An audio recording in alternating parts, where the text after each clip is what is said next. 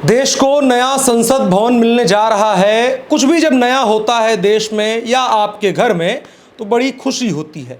वाद विवाद कुछ दिनों के लिए किनारे रख दिए जाते हैं और कोशिश होती है कि उस खुशी में, उस मुबारक मौके पर सभी उसमें शरीक हो सकें और उसके बारे में एक दूसरे से बातचीत कर सकें। लेकिन भारत में ऐसा नहीं हो रहा है। भारत की दर्जनों विपक्षी पार्टियों के द्वारा नई हमारी जो संसद भवन है, पार्लियामेंट है, जिसको सेंट्रल विस्टा कहा जा रहा है, उसका विरोध कर रहे हैं। विरोध के आधार कई हैं। कह रहे हैं कि राष्ट्रपति जी को नहीं बुलाया, ये एक बड़ा अपमान है, प्रधानमंत्री क्यों इसका उद्घाटन कर रहे हैं, इसमें इतना पैसा क्यों खर्च किया जा रहा है, क्या आवश्यकता थी। ये तमाम चीज़ें एक प्रश्न के तौर पर विपक्ष के द्वारा समाज में घुमाई जा रही हैं। तो समझना ज़रूरी हो जाता है कि आखिर इसका सत्य क्या है। इसी पर बात करने के लिए हमारे साथ में हैं वरिष्ठ पत्रकार मनीष ठाकुर सर। सर, आपका बहुत बहुत स्वागत है और शुक्रिया समय देने के लिए। बहुत धन्यवाद अनुराग। सर, सबसे पहला सवाल, इतना सारा बवाल बना दिया गया पिछले 10-15 दिनों में कि अब लग रहा है कि वो संसद भवन नहीं बन रही है, किसी इंडिया पाकिस्तान के बॉर्डर पे कोई चीज़ बनने जा रही है जिसको लेकर के दो पक्ष लड़ रहे हों। कैसे देखते हैं इसको? बिल्कुल, बहुत दुखद है। और आपने बहुत शुरुआत में ये बात कही कि बहुत परिवार से जुड़ा, कि खुशी का जब वक्त होता है तो पारिवारिक टकराहट भी लोग भूल जाते हैं। घर में यदि किसी की शादी हो, भतीजे की शादी हो, तो आपस में भी ये लोग ये भूल जाते हैं। और ये देश का मामला है और ये पूरे देश के लिए गौरव की बात है कि हमारी अपनी सांसद, हमारी मतलब गुलामी से जुड़ी हुई चीज़, उसका ख़त्म होना। दूसरी बात है कि जब मैंने भी लंबे समय पार्लियामेंट कवर किया है, राज्यसभा लोकसभा दोनों, एकदम से जर्जर स्थिति में लोकसभा थी। पूरा संसद ही कह लीजिए कि कहाँ से क्या गिर जाएगा, कोई ऐसा कई बार रिपेयर हुआ। लेकिन 100 किसी चीज़ की अपनी उम्र होती है, 100 साल उसकी उम्र लगभग होने वाली है। और प्रस्ताव तो उस समय की यूपीए सरकार के द्वारा है, जब मीरा कुमार जी लोकसभा अध्यक्ष थी, उसी समय ये था कि नया संसद अब बनाया जाए। सरकार कांग्रेस की नहीं आ पाई, लेकिन जो दूसरी सरकार आई उसने एक प्लानिंग किया और बड़ा भव्य, बड़ा दिव्य, बहुत शानदार, और सबसे बड़ी बात है कि हमारी अपनी स्थापत्य कला है। एक हमारे लिए गौरव कि हमारे अपने मजदूर, हमारे अपने कारीगर, हमारा अपना पैसा, सब कुछ हमारा है। तो ये भारत के लिए गौरव की बात है। दूसरी चीज़ है कि ना सिर्फ जर्जर स्थिति उसकी होना, संसद इसलिए भी ज़रूरी था कि क्षमता जो है, मेरे ख्याल से शायद 76 के बाद परसीमन नहीं हुआ है, तो सांसदों की संख्या, इतना पॉपुलेशन बढ़ गया, लगभग 2.5 गुना से ज़्यादा हो गया पॉपुलेशन, 3 गुना कह सकते हैं। तो उतना जो हो गया, उसके लिए अब सांसदों की जो के ऊपर प्रेशर है वो फुलफिल नहीं कर पाते हैं। तो इसके लिए सांसदों की संख्या बढ़नी है। इस लिहाज से उसके बैठने की क्षमता जो है वो कमज़ोर हो रही थी। 550 से ज़्यादा लोकसभा में लोग बैठ नहीं सकते थे। हर दृष्टि से बेसिक देश की, तो सबसे पहली बात हमारे लिए ज़रूरी था। अब जो लोग ये कह रहे हैं कि आपका सवाल था कि राष्ट्रपति को करना चाहिए, जातीय उसमें एंगल दिया जा रहा है कि आदिवासी समाज का अपमान है, भाजपा की प्रवृत्ति रही है आदिवासी समाज का अपमान करना। कमाल ये है कि इसी राष्ट्रपति जो आदिवासी हैं, महामहिम द्रौपदी मुर्मू जी, उनके लिए कांग्रेस पार्टी के किसी सामान्य नेता नहीं, लोकसभा में नेता प्रतिपक्ष अधीर रंजन चौधरी, भले उनकी हैसियत नहीं है क्योंकि कांग्रेस को इस देश की जनता ने नेता प्रतिपक्ष की हैसियत दी नहीं है, लेकिन एक सम्मान के रूप में सत्ता और विपक्ष होना चाहिए, इसलिए वो बैठा दिया गया है। 10% तो कांग्रेस ने सीट लाया नहीं है लोकसभा में, लेकिन वो नेता प्रतिपक्ष हैं लोकसभा में। उनके द्वारा ये कहना कि राष्ट्रपत्नी हैं, ये कितना बड़ा अपमान है। सोचिए, राष्ट्रपत्नी हैं कि राष्ट्रपति हैं इस तरह, जबकि इससे पहले भी महिला जो है हमारे देश की राष्ट्रपति बन चुकी हुई हैं। इसके अलावा आप देख लीजिए तो बंगाल में ही एक नेत्री ने बहुत दूसरे ढंग से, उनके नेता ने जो है वो उनके चेहरे पर जो उनका रंग और स्वरूप पे बहुत मजाक उड़ाया था। तो जो लोग इस तरह से उनके बनने पे मजाक उड़ा चुके थे, वो लोग क्या, मतलब इस तरह से आज उनको सम्मान दिख रहा है। सबसे अहम चीज़ है कि राष्ट्रपति को करना चाहिए। इससे पहले राष्ट्रपतियों ने क्या क्या किया है, किस तरह से ज्ञानी गैल सिंह जी से के साथ राजीव जी का जो प्रधानमंत्री थे उनका टकराव चलता था, कुछ भी पूछते नहीं थे, कुछ भी सूचना भी नहीं देते थे कि हाँ, सरकार की जिम्मेदारी होती है कि प्रधानमंत्री जब विदेश से आते हैं तो राष्ट्रपति से मिलते हैं। किसी भी ढंग से कोई जानकारी राष्ट्रपति को नहीं होती थी और ये टकराहट अक्सर देखा जाता था। मैं तो कहता हूँ कि कमाल की बात यह है कि आरजेडी इसमें विपक्ष आ रही है। जो आरजेडी बिहार के राज्यपाल उस समय के थे, अनुराग सुंदर सिंह भंडारी, मुझे याद है हम लोग उस समय में स्टूडेंट थे और स्कूली शिक्षा, चूँकि पत्रकारिता शुरू से था तो मुझे चूँकि इन सब चीज़ों में रुचि थी। राबड़ी देवी कहती थी ये लंगड़ा है एक पैर से, बिहार से इसका दूसरा पैर तोड़ के भेजेंगे। इस तरह की बात आप राज्य के राज्यपाल के लिए करते थे, आज आपको राष्ट्रपति सूझ रही हैं। अब इतना ही नहीं है, बंगाल की अब तो मान लीजिए कि पुरानी बात हो गई थोड़ी। बंगाल में जो अभी उपराष्ट्रपति धनखड़ जी हैं, वो जब राज्यपाल थे तो 26 जनवरी में किस तरह से ममता बनर्जी जी उनका अपमान करती थी, पब्लिक फोरम पे ये साफ दिखा है। तो ये लोग कहते हैं ना कि देखिए, नैतिकता की बात आपको तब सूट करती है जब आप खुद थोड़ा सा भी नैतिक हों। बेईमानी, भ्रष्टाचार की बात आपको तब सूट करता है जब आप थोड़े से ईमानदार हों। मैं अक्सर कहता हूं अपने शो में कि चोर अब जोर से नहीं बोलेगा। आप चोर भी हों, लुटेरे भी हों और नैतिकता की बातें करेंगे। आपने राज्यपालों के साथ क्या किया है, आपने राष्ट्रपतियों के साथ क्या किया है, ये आपको दिखेगा। सबसे बड़ी बात कि जो लोग ये कर रहे हैं, अब वो तस्वीर आपका पोल कहते हैं ना कि आपको पब्लिक लाइफ में आने से पहले आपको अक्सर ये दिखना पड़ता है कि आपकी संगत कैसी है, आपने क्या कुछ खुद क्या कुछ किया है आपने। अब सोनिया जी ना प्राइम मिनिस्टर थी, ना प्रेसिडेंट थी, ना कोई बड़ी संवैधानिक पद पे थी, एक सिंपल सांसद थी। मणिपुर विधानसभा का उद्घाटन किस हैसियत से कर रही थी वो छत्तीसगढ़ विधानसभा में जो नया भवन बन रहा था उसका किस हैसियत से कर रही थी। मणिपुर में तो नाम तक नहीं लिखा गया राज्यपाल का, नाम तक नहीं लिखा गया। और यहाँ पर भी देखिए मध्य प्रदेश, छत्तीसगढ़ में सोनिया गांधी और राहुल गांधी का नाम है। क्यों? तो इसीलिए कि तो हो सकता है, देखिए कई बार क्या होता है कि परसेप्शन क्रिएट करना होता है अनुराग, कि देखिए आप ये परसेप्शन क्रिएट करते हैं, सुनने में बहुत अच्छा लगता है, हमें भी लगता है सही बात है भाई, दोनों संसद के प्रधान तो राष्ट्रपति होते हैं, तीनों सेना के अध्यक्ष तो राष्ट्रपति होते हैं, तो इस मामले में सुनने में बड़ा अच्छा लगता है कि राष्ट्रपति जी का होना चाहिए। लेकिन हम और आप सब जानते हैं कि भारत की जो व्यवस्था है उसमें सुप्रीम तो प्राइम मिनिस्टर ही है, पूरा देख रहे हैं कि आपके देश का गार्जियन तो प्राइम मिनिस्टर ही है, कार्यपालिका का सब कुछ प्रधान तो प्राइम मिनिस्टर है, हर चीज़ प्राइम मिनिस्टर करते हैं। दूसरी बात है कि इस देश में, मैं तो हमेशा कहता हूँ कि इस देश में पहला प्रधानमंत्री है जो अमेरिकी राष्ट्रपति के स्टाइल में अपने बल पे चुन के आया है। आप याद कीजिए नेहरू जी को कांग्रेस ने अध्यक्ष नहीं चुना था, सरदार पटेल जी को चुना था, गांधी के बल पे वो कांग्रेस अध्यक्ष बने आज़ादी से पहले, ताकि कांग्रेस अध्यक्ष प्राइम मिनिस्टर बन सके। नेहरू जी ने अपनी बेटी को पूरी तरह से तैयार कर लिया हुआ था, कांग्रेस अध्यक्ष बना दिया था जब अपने समय में ही, ताकि इंदिरा बन सके। तो उस समय शास्त्री जी का नाम आ गया। शास्त्री जी को किस तरह से क्या कुछ किया गया, मतलब शास्त्री जी भी एक तरह से प्रमोट किए हुए थे, कोई देश ने ऐसा चुना नहीं गया था।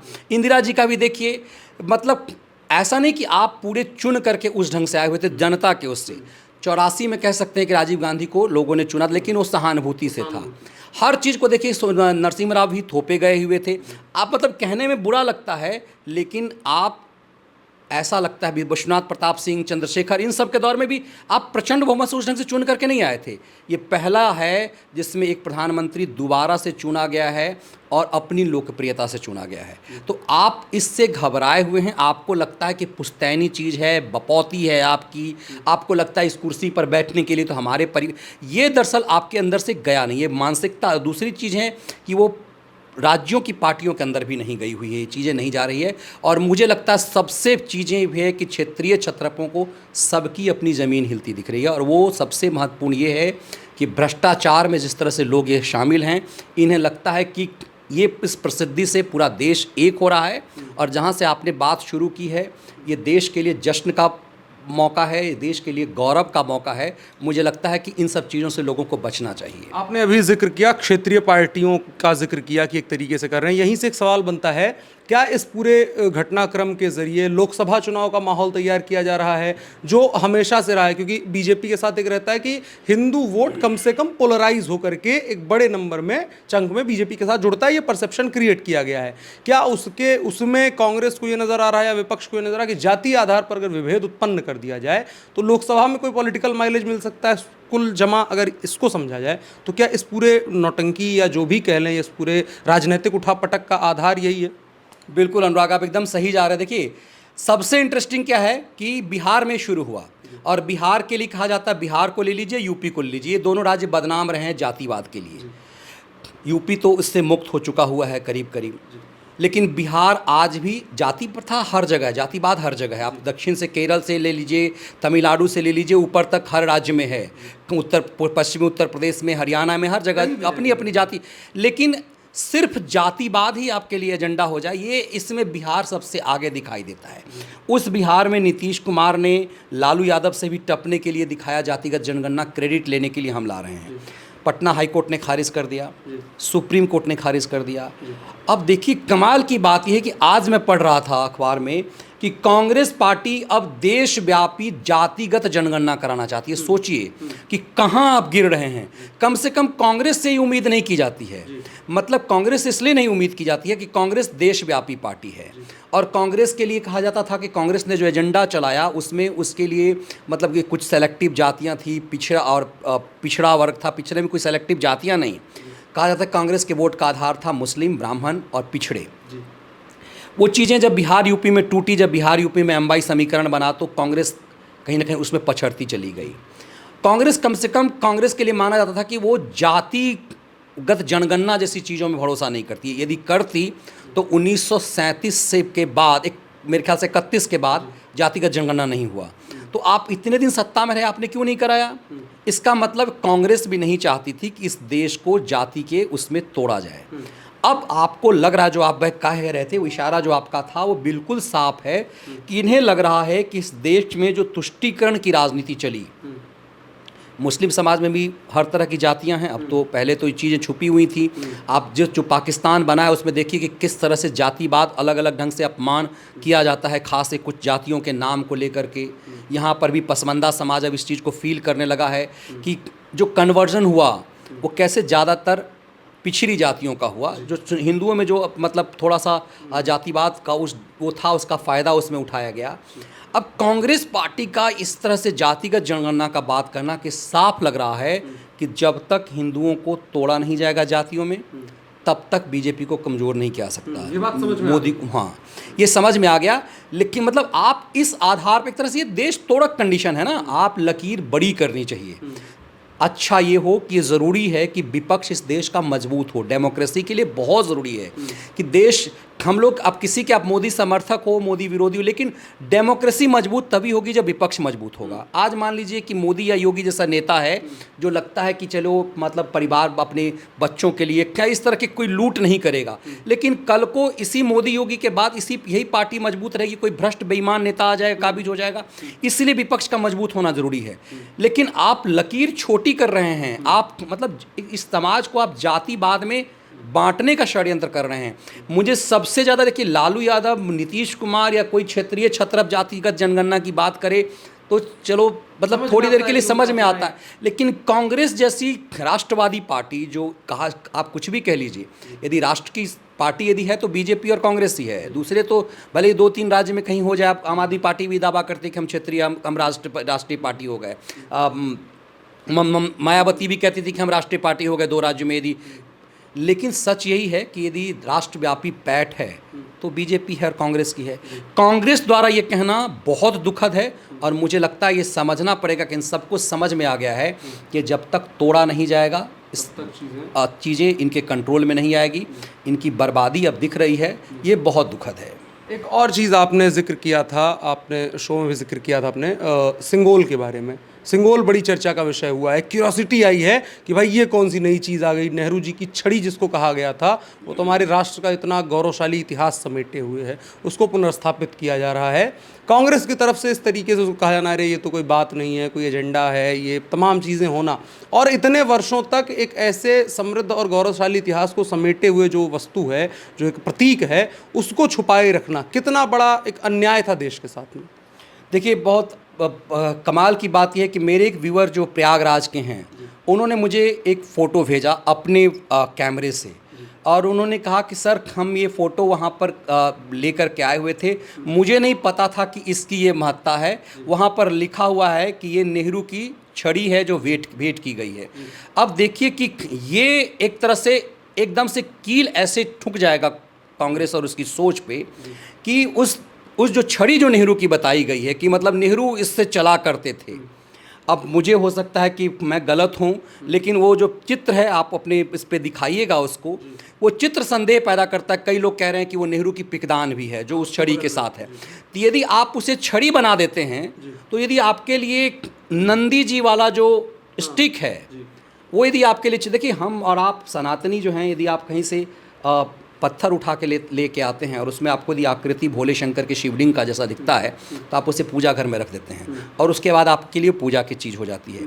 मान लीजिए वो छड़ी ही थी, उसमें नंदी जी हैं और नंदी किस चीज़ के लिए हर सनातनी को पता है, तो आपने उसे छड़ी यदि बना भी दिया तो उसके बगल में क्या रखा है ये महत्वपूर्ण है। दूसरी चीज़ ये है कि अब तो प्रामाणिक प्रूफ आ चुके हुए हैं कि पंडित नेहरू को वो भेंट किया गया, राजगोपालाचारी जी के परपोते जो हैं वो भी सामने आ गए हैं, वो स्टिक जो बनाया जिस कारीगर ने है वो 95 साल के हैं वो भी सामने आ गए हैं। और ऐतिहासिक डॉक्यूमेंट्स को ज़्यादा दिनों तक छुपाया नहीं जा सकता अनुराग। इस चीज़ वो चीज़ें रिकॉर्ड में हैं, कई वीडियो फिल्म हैं उस दौर की जो बताती है कि जब सत्ता हस्तांतरण हुआ तो क्या कुछ हुआ। ये बहुत दुखद है, चूँकि नेहरू कहते थे कि हम एक्सीडेंटल हिंदू हैं, तो उन्हें लगा कि यदि ये प्रतीक जो है जिसमें भोलेनाथ के नंदी जी हैं और ये जो प्रतीक है ये कहीं भारत को सनातन हिंदू राष्ट्र की तरफ तो नहीं ले जाएगा, नेहरू को इसे सेकुलर राष्ट्र की तरफ ले जाना था, इसीलिए उसे छुपाया गया। अच्छी बात यह है कि पार्लियामेंट के सामने होगा